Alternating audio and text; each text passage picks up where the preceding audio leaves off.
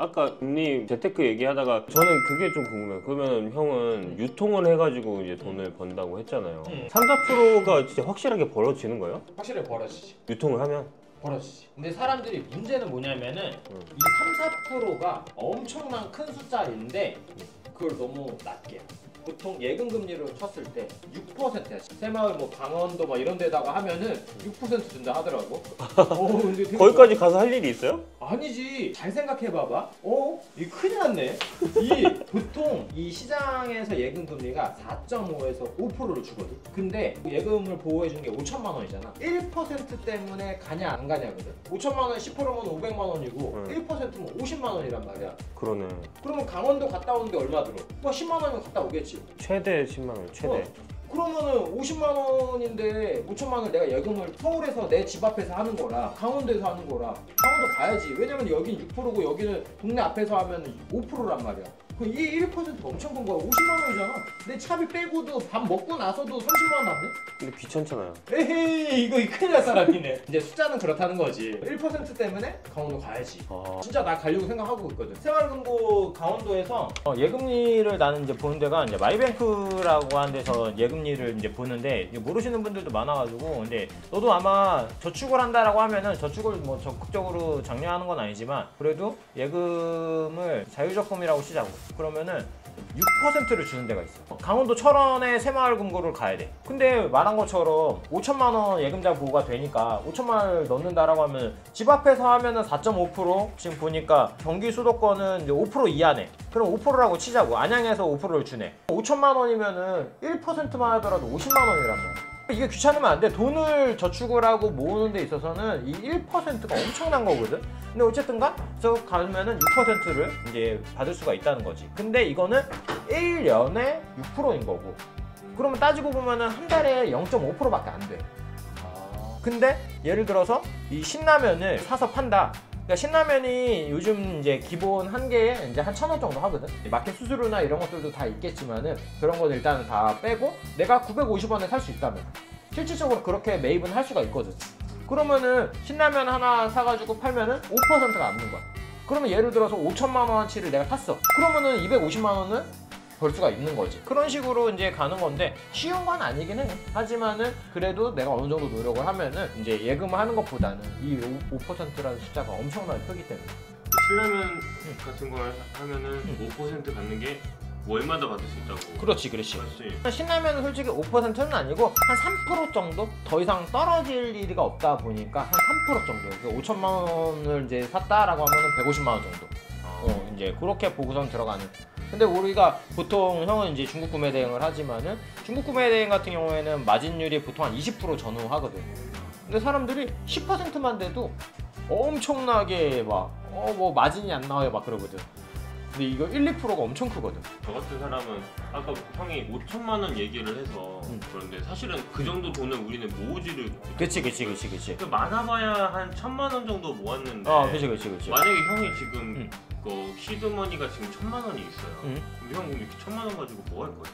그러니까 똑같은 거야. 만약에 1,000만 원을 가지고 신라면을 한다라고 치는데 1,000만 원으로 해도 돼. 근데 3% 그러니까 복리의 마법이라는 게 있잖아. 당연히 쉬운 건 아니야. 하지만 1,000만 원을 가지고서는 3%면 30만 원이잖아. 첫 달에 그러면은 1,030만 원을 벌었잖아. 그럼 1,030만 원어치를 또 신라면을 또 사겠지? 그럼 1,030만 원에서 3%가 또 붙으니까 30만 9천 원이 되고. 근데 그렇게 12달, 1년이 됐다라고 치면은 1,000만 원이 1,400만 원이 되는 거잖아. 그러면은 40%잖아, 40%. 예금 금리는 6%밖에 안 나오지만 이렇게 하면은 이제 42%라고 하는 어마어마한 금리가 나오는 거지. 이게 훨씬 더 낫지. 형 그럼 만약에 1,000만 원이 있으면 전부 다 신라면을 살 거예요? 아니지, 이제 골고루 사겠지. 근데 나는 이런 방법도 괜찮다라고 생각을 해. 나는 이제 교육 컨설팅도 같이 하고 있잖아. 그래서 우리 하시는 분들한테 항상 말씀을 드리는 게 너무 싸게만 팔려고 하지 말라고 해. 시장 가격보다는 조금 더 낮춰가지고 단 20%가 아니라 15%면 어떻고 10%면 어떻고 이제 이 말씀을 많이 드리는 편이거든. 그러니까 실예로 그러는 거야. 그러니까 유통적으로 이야기를 나와서 조금 더 이야기를 하면은 나는 원래 롯데백화점이 있었었고 국내 유통, 신라면 유통을 해도 돼. 가공 이제 이쪽에 많이들 아시는 분들이 있으니까 신라면 갖다 팔아도 되고. 이제 조금 역설적인 걸 수도 있어요. 신라면 팔면 3%고 해외에서 이제 브랜드를 구매 대행을 하면은 거기 시장은 5%에서 한 10%밖에 안 나와. 그리고 국내에서 신라면이나 이런 유명한 상품들 말고 어떤 업체에서 우리 거 팔아주세요 이렇게 사이트에서 올려놓거든. 그런 거를 갖다 팔게 되면 한 10% 정도 나와. 근데 중국 구매 대행 같은 경우에는 보통 한 보수적으로 15%에서 한 25% 나오거든. 그래서 나는 이제 중국 구매 대행을 하고 있는 것 뿐이야. 훨씬 더 마진율이 좋으니까. 이 복리의 마법까지 생각하면 훨씬 더 큰 거고. 형은 이렇게 저처럼 이런 재테크나 이런 거 아예 몰랐었던 때가 있나요? 재테크를 몰랐었던 때가 당연히 있지. 왜냐면 20대 초반만 하더라도 그냥 무작정 그냥 돈만 벌기에 급했었으니까. 근데 조금 빨랐던 것 같아. 나 같은 경우에는 되게 흑수저 출신이고 아버지가 이제 원래 플라스틱 유통을 했었는데 모태 유통이야. 내가 항상 우리 많은 분들한테 항상 얘기하는데 나는 신앙인과 동시에 그냥 모태 유통이라고 이야기를 하거든. 되게 어렵게 살았어. 아버지가 사업도 되게 잘 되고 있다가도 이제 또 사업이 망해가지고 잘 안 되기도 하고 했었다 보니까 유통적인 어느 정도는 생각을 했었고, 내가 부모님 도움을 못 받으니까 나는 20대부터 열심히 일을 했고 경영학과를 또 나왔기 때문에 20대 한 초반부터 주식 공부를 했었던 것 같아. 주식도 좀 해보고 했는데 그러면서 재테크에 자연스럽게, 왜냐면은 아버지가 나한테 집을 사줄 수가 없는 거를, 결혼조차도 좀 슬픈 이야기인데 그러니까 도움을 받지 못할 거라는 걸 이미 알고 있었어. 그럼 내가 결혼을 하려고 하면은 이제 내가 벌어서 해야 되다 보니까 열심히 모아서 나도 내 돈으로 대학교 가고 내 돈으로 결혼도 하고 이제 그렇게 된 케이스거든. 아 그럼 형 자수성가 스타일이시나요? 뭐 어떻게 보면은 그렇다라고 봐야지. 다들 뭐 흑수저 하는데 뭐 나중에 그런 이야기 좀 하겠지만 좀 슬픈 이야기라서.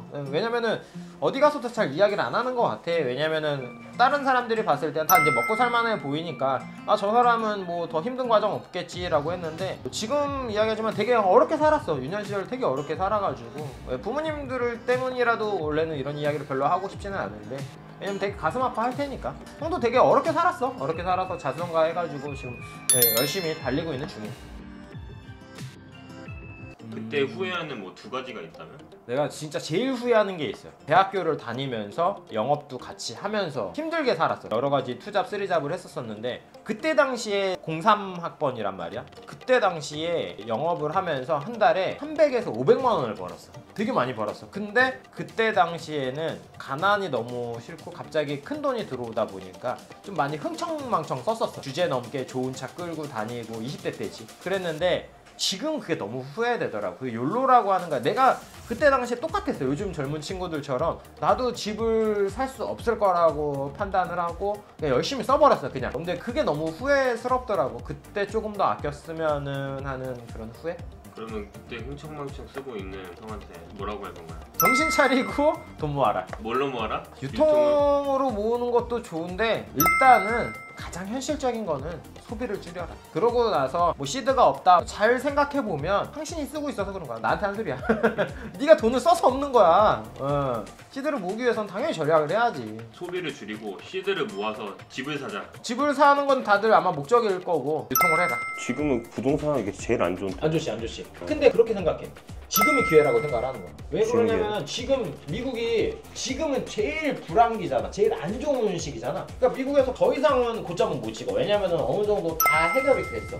그러다 보니까 5.5에서 이제 내리는 일밖에 안 남았거든. 그래서 미국 뉴스를 계속 보는 게 연준 이제 연방에서 여기를 낮추네 높이네인데 이제 다운 시키면은 그때부터 우리나라도 3.5를 잡고 있는데 이제 낮춰주겠지. 더 높이면 나라 망하거든. 이거는 다 전부 다 죽자는 거거든. 그래서 3.5가 아마 제일 고점이니까 반대로 되는 거야. 그러니까 얘네가 떨어지면은 대출 금리나 이런 게 저렴해지니까 당연히 또 투자로 다시 몰리겠지. 그래서 부동산도 지금은 어느 정도 바닥이 좀 깔린 상황이니까 나는 지금은 괜찮다고 생각을 하는 편이야. 부동산을 내가 투자를 한다고 생각하더라도 나는 결국 대출을 받아야만 되는데 지금은 받기에 가장 안 좋은 때긴 그치, 하잖아요. 지금 대출 받기는 좀 어려운 거는 맞지. 그럼 이 시드머니를 좀 모으고 싶은데 맞아. 어떻게 모아야 돼? 그러니까 시드를 모으려고 하면은 여러 가지 방법이 있는데 은행에다가 예금을 한다? 그건 제일 좋지는 않은 방법이지. 그래서 나 같은 경우에는 이제 내가 잘하는 이제 유통에서 복리의 마블이라는 게 있잖아. 3%냐 5%냐 이제 그런 거에 따라서 많이 달라지니까 나는 이제 그렇게 이제 유통으로서 좀 풀어나가는 편이지. 유통으로 풀어나가는 게 그러면은 쇼핑몰? 스마트 스토어 이런 거 하는 거야? 그렇지. 그러니까 예를 들자면은 그런 거야. 우리가 예금 금리가 연 3%야. 뭐 좀 좋은 새마을금고나 이런 데 하면은 막 5% 주는 데도 있기도 하더라고. 근데 연 5%잖아. 1년에 5%야. 그리고 한 달로 치면은 뭐 0.4%밖에 안 되는 거잖아. 근데 나 같은 경우에는 이제 뭐 연금을 듣는다 뭐 이렇게 하는데 연금도 비슷해. 연 3에서 뭐 많이 줘야 7%. 아무리 좋은 데더라도 연에 10%란 말이야. 그러면은 한 달로 치면 0.5%, 1%밖에 안 되니까 이런 부분을 나 같은 경우에는 예를 들어서 유통에서도 여러 가지 섹션들이 있는데 위탁을 한다, 뭐 사입을 한다, 뭐 구매 대행을 한다, 뭐 여러 가지가 있는데 솔직히 제일 쉬운 거는 위탁이긴 해. 위탁이 뭐예요? 예를 들어서 신라면을 생각해보면 돼. 신라면을 판매하는 사람, 다 유통을 하는 사람이야. 근데 유통 이퀄 어떻게 보면 위탁이야. 그러니까 내 거는 아니거든. 어떤 업체에다가 줬을 거 아니야? 그러니까 그 업체 거를 내가 그거를 구매를 해서 다시 또 판매, 삼자거래 방식인 거지. 근데 그게 위탁인 거야. 형 얘기만 들어봤을 때는 이제 시드머니 모으기 위해서 이런 유통을 한다고 했는데 제가 생각해봤을 때 가장 두려운 점은 판매가 안 되면 재고가 계속 남잖아요. 맞아.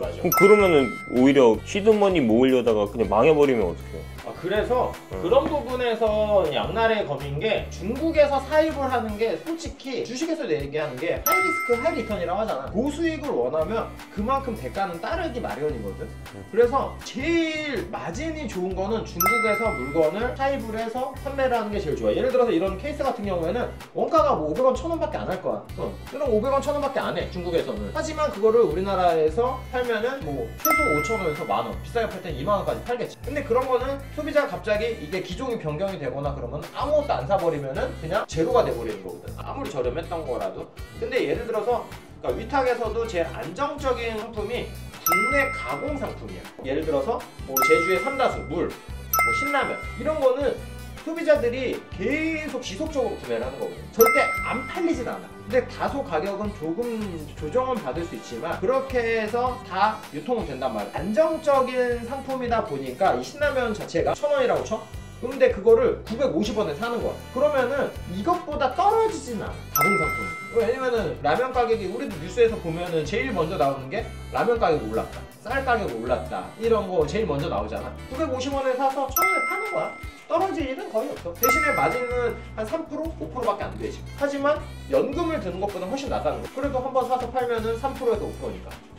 막상 형은 만약에 이런 리셀을 하면 보통 어떤 브랜드 걸 많이 사요? 그러니까 지금 리셀은 솔직히 리셀이라고 하면은 수익률이 좋은 거를 해야 되는 거거든. 그러다 보니까 이게 특정짓진 않아. 나 같은 경우에는 처음에 했을 때는 내가 20년도부터 이제 브랜드 리셀을 했는데 그때는 나이키, 아디다스, 뭐 컨버스 위주로 했는데 지금은 온갖 잡동사니를 다 하고 있는데 이제 판매 완료된 거 보면은 뭐 몽클레어, 뭐 헬레븐 나도 잘 모르는 거예요. 이거 크림에서 지금 일주일 동안 지금 판매된 게 5,200. 5,200만 원 팔았다고요? 응, 실제. 그럼 요즘 리셀 많이 팔리는 게 뭐예요? 브랜드 같은 경우에는 왜냐면 너도 지금 말을 조심스러웠잖아. 왜냐면 중국 구매 대행을 하는 이제 입장에서 나는 이제 미국 구매 대행도 하고 유럽 뭐 건기식 뭐 이런 거 다 하는 입장에서 봤을 때 맞아. 중국은 너 못 팔아라고 하는 게 굉장히 신뢰거든. 너 못 팔아라고 하는 게 되게 신뢰인데 브랜드 쪽은 상관없어. 왜냐면 그걸 누가 어떻게 싸게 사서 어디에 파느냐가 되게 중요하기 때문에. 그래서 내 거 같은 경우에는 지금 보면은 몽클레어도 팔았고 몽블랑도 팔았고 슈프림 많이 나가. 슈프림도 리셀이 좀 붙어 있어서 나이키 거, 스투시 거, 스투시 많이 나가 요즘은. 스투시 많이 들어봤어요. 팔고. 우영미 그거 엄청 핫해. 나도 몰랐었어. 되게 유명한 이제 셀러업이신데 이제 굉장히 프리미엄이 이제 많이 붙고 이제 그런 상품이고. 시장 가격보다 비비안 웨스트는 정가 주면은 되게 바보야. 무조건 세일을 해서 사야 돼. 할인을 많이 해. 그러면 이거 어떻게 우주선 팔아요? 모양 있잖아. 어떻게 팔아요?